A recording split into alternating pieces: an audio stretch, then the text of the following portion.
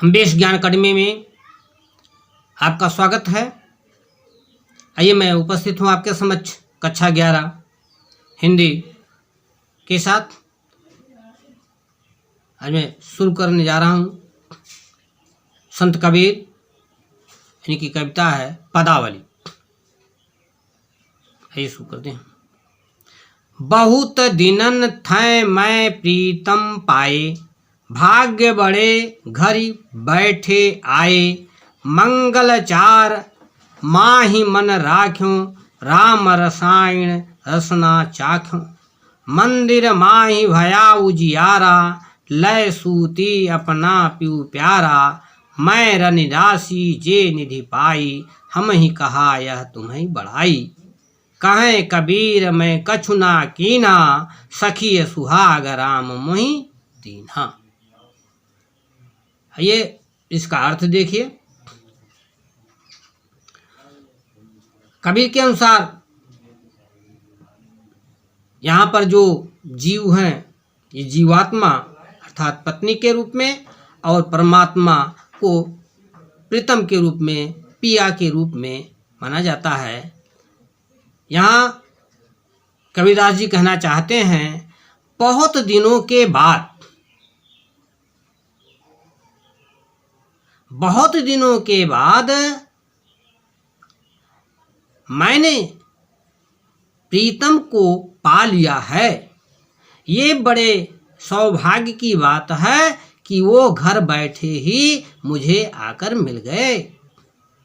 मैं अपने मन में मंगलाचरण करती हूँ और राम रूपी रसायन का रसपान अपने जिह्वा से कर रही हूँ, जिसके पीने से मंदिर माह भया उजियारा, मेरे मन रूपी मंदिर में उजाला हो गया। और उस उजाले में मैंने अपने प्रीतम ईश्वर परमात्मा को लेकर के अपने साथ सो गई, अर्थात रमण करने का सुख प्राप्त किया।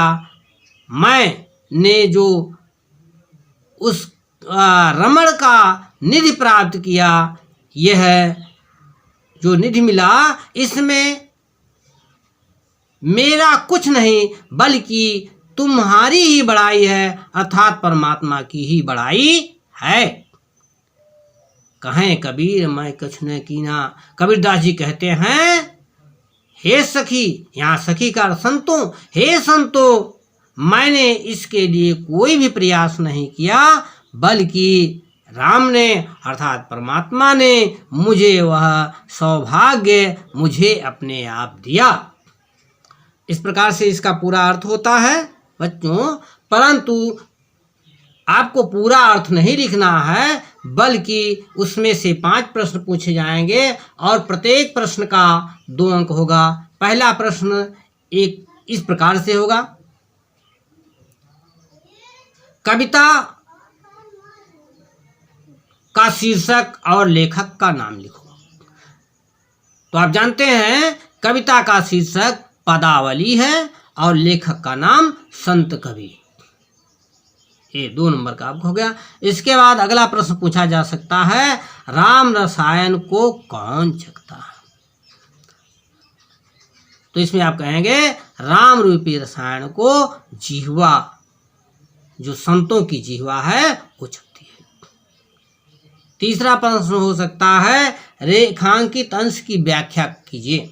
अब रेखांकित इसमें है नहीं, चलिए अंतिम या पहले ही लाइन को मैं रेखांकित मान लेता हूँ, पहले 2 लाइन। तो प्रथम 2 लाइन को आई इसका अर्थ है मैंने सब बता दिया है, अब इसका अर्थ बता दीजिएगा यहीं तक। और चौथा प्रश्न है, चौथा प्रश्न इस प्रकार से होगा, कबीर के अनुसार जीव को सुहाग किसने दिया? तो यहाँ सौभाग्य किसने दिया? राम मोहि दीन्हा। यहाँ से आप लेंगे तो कहेंगे कबीर के अनुसार जीव को सौभाग्य अर्थात सुहाग का चिन्ह राम ने ही दिया, परमात्मा ने ही दिया। और अंतिम प्रश्न हो सकता है कि उपयुक्त कविता में कौन सा रस है या कौन सा अलंकार है। अगर रस पूछते हैं कौन सा रस है तो आप इसमें भक्ति रस कहेंगे, और अलंकार पूछते हैं तो आप अलंकार देखिए कि राम रसायन, मंगल चार माही मन और मंदिर माही, यहाँ जो है या कहा कबीर इसमें अनुप्रास अलंकार है और राम रसायन में रूपक अलंकार है। इस प्रकार से आपका 10 नंबर हल हो जाता है। आइए दूसरा पद देखते हैं। दूसरा पद,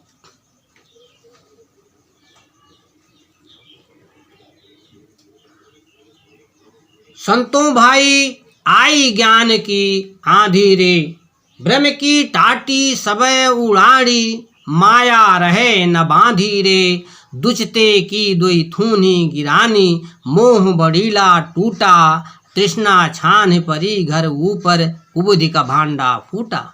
और जोग जुगति कर संतो बांधी, निर्चू चुए न पाणी, अकूड़ कपट काया का निक्सा, हर की गति जब जानी, आदि पीछे जो जल बूढ़ा प्रेम हरिजन भीना, कहें कबीर भान के प्रगटे, उदित भयातम खीना। खीना छीण हो गया। आइए इसका अर्थ देखते हैं। संतो भाई आई ज्ञान की आंधी रे, कबीरदास अपने पद के माध्यम से प्रस्तुत करते हैं और कहते हैं कि ब्रह्म ज्ञान की एक आंधी आई, जिससे ब्रह्म ज्ञान की एक आंधी आई जिससे सारा भ्रम का पर्दा, भ्रम की टाटी, सारा जो भ्रम का पर्दा था वो उड़ गया। माया रहे निबाधी रे, और माया को भी बाधा नहीं जा सका, अर्थात माया भी बह गई, माया भी उड़ गई। दुचते की दोई थूनी गिरानी, और जो यहाँ दुविधा थी करें क्या ना करें, या ब्रह्म सत्य है कि सत्य है, ये दो जो दुचते की थूनी थी वह भी समाप्त हो गई, गिर गई। मोह बंडीला टूटा, और जो मोह रूपी सहतीर लगी हुई थी जिस पर सारा छप्पर टिका होता है वह भी टूट गया। तृष्णा छान परी घर ऊपर, और जो तृष्णा प्यास की जो छप्पर लगा हुआ था यह भी घर के ऊपर से चला गया, गिर गया, वो भी भाग गया। और कुबुद्ध का भांडा फूटा, और कुबुद्ध रूपी जो बर्तन था वह भी टूट फूट गया। जोग जुगति कर संतो बाधो। अब कबीरदास यहाँ कहना चाह रहे हैं कि हे संतो, आपको पूरा योग की युक्ति से इसे बांधना है जिससे थोड़ा सा भी पानी ना चूने पाए। कूड़ कपट काया का निक्सा, इससे क्या होगा, जो शरीर में कूड़ा करकट था, तमाम मोह माया था, वो निकल गया। कैसे? हर की गजब जाने, जब उसे पता चला कि ईश्वर का आगमन हो चुका है तो सब कूड़ा करकट बाहरी जो था वो अपने आप निकल करके बाहर हो गया। जो विकार थे शरीर के वो सब निकल करके बाहर हो गए। आगे, आधे पीछे जो जल बूढ़ा, प्रेम हरिजन भीना।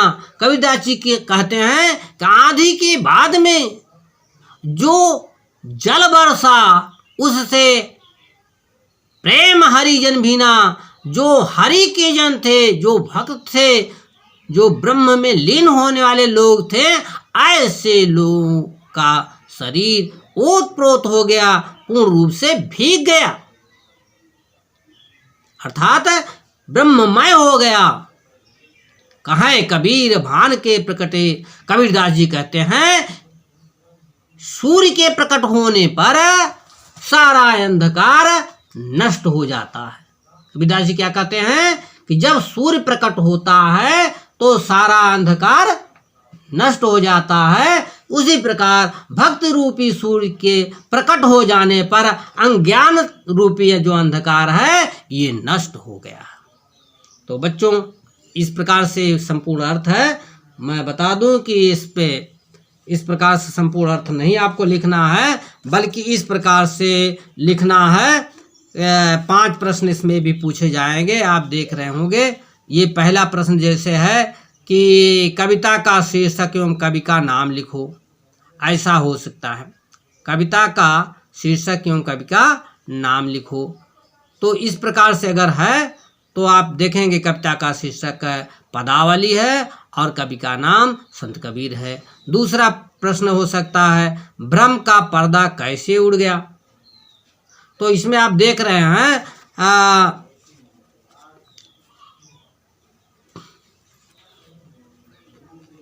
भ्रम की टाटी सबे उड़ारी। भ्रम का पर्दा कैसे उड़ा?